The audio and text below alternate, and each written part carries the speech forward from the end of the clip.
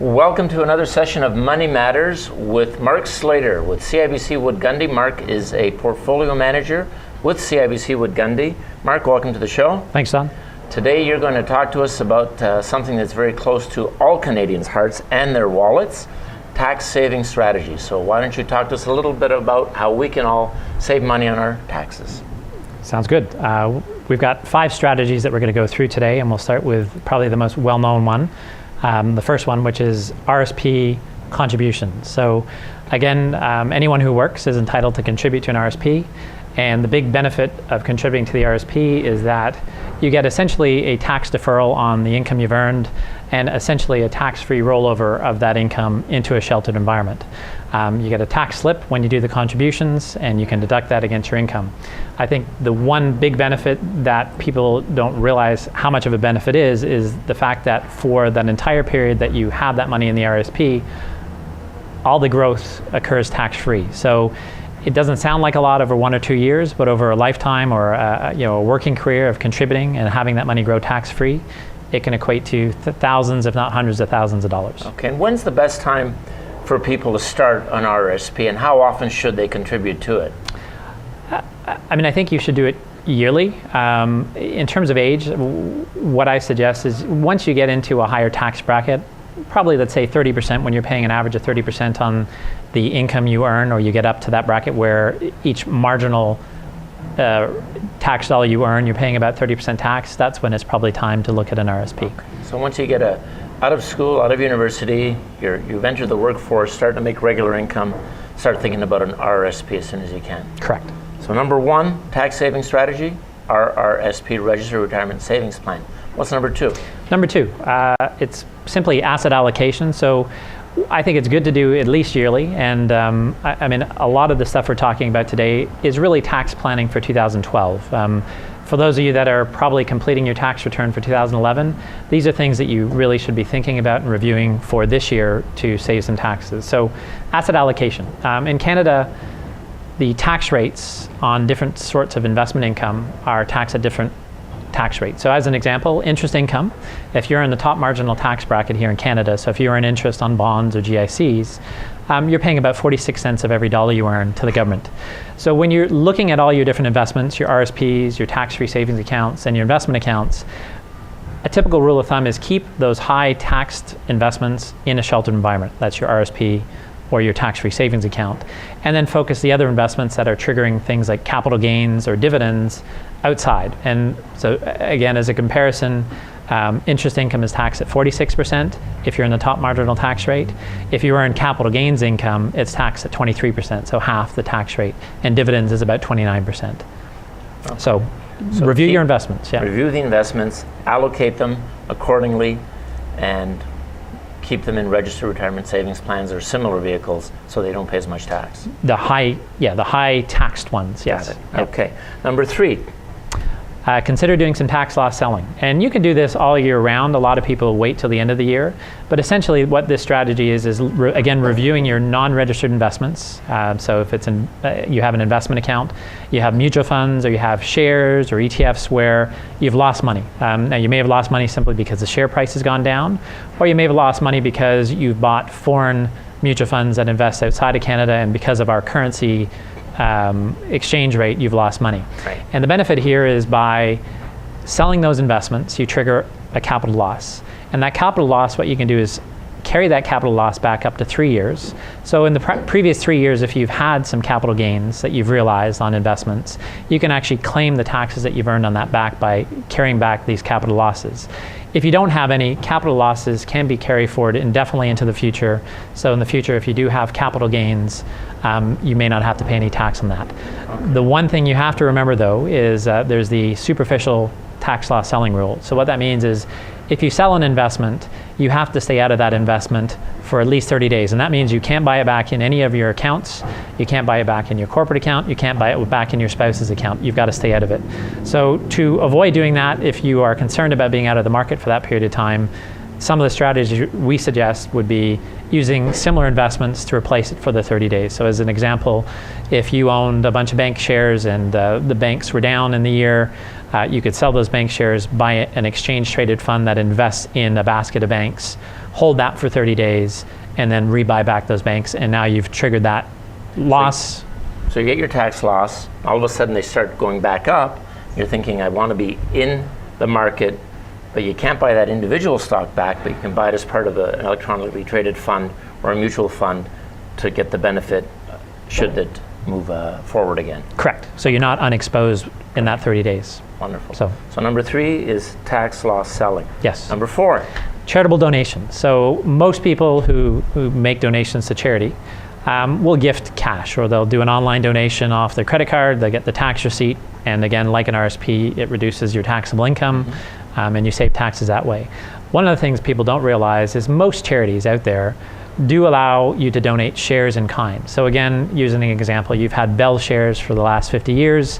Your cost base on those shares is 0, so if you sold them, you trigger a pretty big capital gains. This applies to mutual funds as well. If you donate those shares in kind to the charity of your choice, not only do you get the tax receipt at the fair market value of those shares today, you also avoid having to pay the capital gains tax, so you kind of get a double benefit.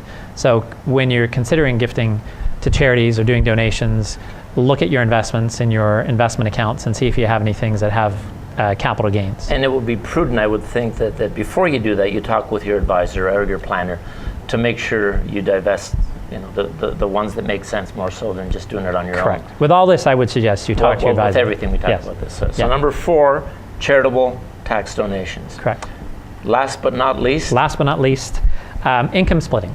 So, you can reduce your family tax rate by splitting your income with family members.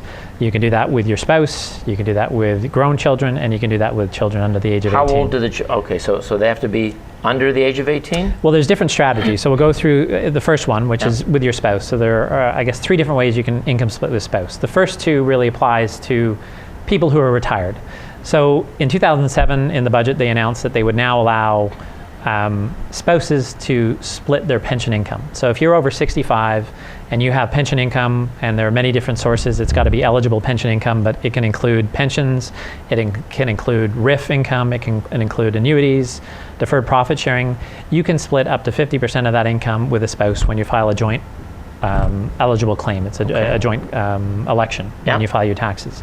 And so that allows you, if you've got a lower income spouse, to give them some of your income and reduce your tax and reduce your overall tax bracket. Makes a lot of sense. The other one is the Canada Pension Plan. So again, you can there's an online form that you can fill out and submit, where if you're receiving the Canada Pension Plan, you can also give half of that or split half of that with your spouse. So again, lowering your overall tax rate. Because the CPP, when you're retired, is taxable, is it not? Correct. Yep. Okay. A lot of people that aren't retired might not know that. They might not know that. They get a shock when they see it. Yes. So you can split that as well. Yes. All right. What about for people that are working, still employed, and let's say I'm working, but my wife is not, and I'm not self-employed, I'm working for a corporation. Can I split that income with her or no? You can't split the income you've earned with her, but there are strategies, and we won't get into the details, but I wrote an article that's on the Toronto Path website under Money Matters, and it's called the Spousal's Prescribed Rate Loan, which does allow you to lend money to your spouse, and it is a way to generate income on their behalf where they can deduct that. So that's one strategy. And again, before anyone does any of these things, of course, always talk to your financial advisor and your accountant as well, I would think, if you have someone to properly advise you on all of these strategies. Correct. I would definitely agree with that. So the last 2 strategies really pertain to children. If you've got grown children, you can actually gift money to them and they can do whatever they want. Obviously, you lose control. Yeah. If you want to lend them money to invest or to buy a house and you want to protect that, you can do a prescribed rate loan as well. So that's one strategy. If you've got children under the age of 18, what you can do is you can set up a trust account, either formal or informal.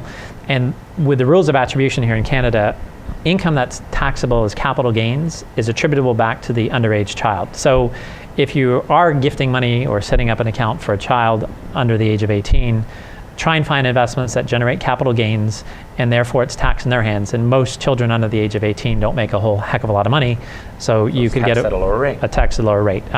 If it happens to generate dividends or interest, then that money and that income is attributable back to whoever gifted that money in the first place. So if it was you, the parent, so you want to try and avoid that.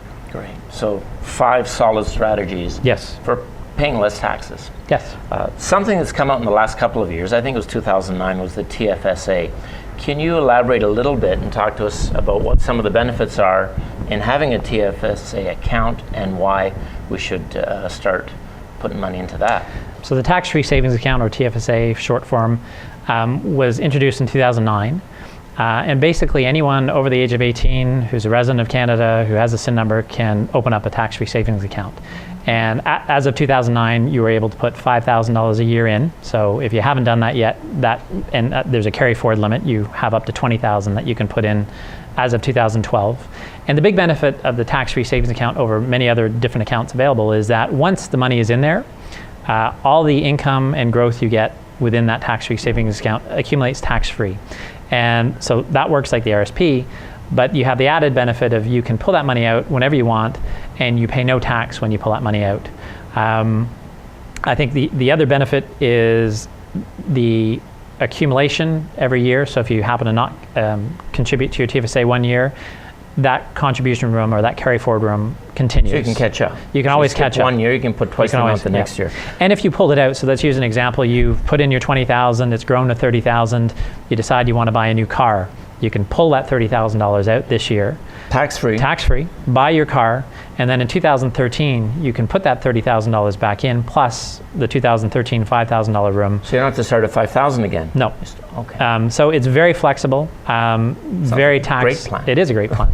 And I think it's going to become, as time goes on, a very big part of people's retirement plans. It's just right now, it's still fairly small because it's only $5,000 a year. And when you say tax-free, does that apply to capital gains within that plan, interest that you get on your investments, dividends within? Everything. Everything. You don't get a tax deduction when you put the money in like an RSP, right? But once that money's in there, it grows tax-free and can be withdrawn tax-free whenever you want. So the choice is RSP, TFSA, bit of both. Talk to your advisor to decide which is best for you. What would you? Yeah, again, I think it depends. We talked about this in the last segment, but what your income tax rate is when you contribute versus what your income tax rate will be when you pull out, and that will determine where you should contribute first. So if you anticipate a much higher tax rate when you retire than when you start putting it in, then the tax-free savings account makes sense. But most people do end up in a lower tax rate, so the RSPs are where you start. But talk to your advisor just to go through that. So to summarize, there's hope for Canadians to reduce their taxes, and always before doing or making any major decisions when it comes to your finances or tax investment strategies, always talk to your financial advisor and certainly your accountant, and make sure you do the right thing for the right reasons when managing your money. Yes, that is correct. Mark, thank you very much. Thanks, Don. We'll see you all next time on Money Matters, and of course you can always check out these segments on torontopath.com website, Money Matters. Thanks.